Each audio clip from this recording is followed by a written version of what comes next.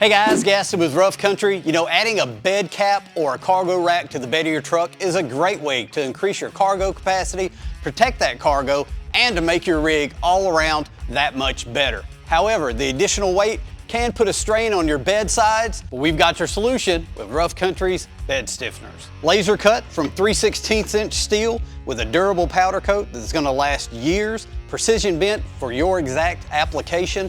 These are gonna triangulate your bed sides to the bed floor and eliminate any kind of flex that bed side might receive from the additional weight.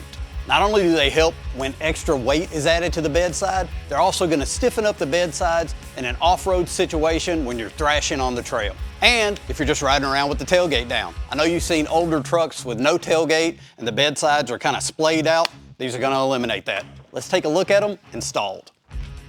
Installation is quick and simple. We've got 3 mounting points on the bed side. You pop the tail light out, drill 3 holes, bolt those in, and on the floor on the Tundra, we utilize a factory bed bolt. So this goes directly into the frame to make sure that the bed side is triangulated and the bed side is nice and stiff.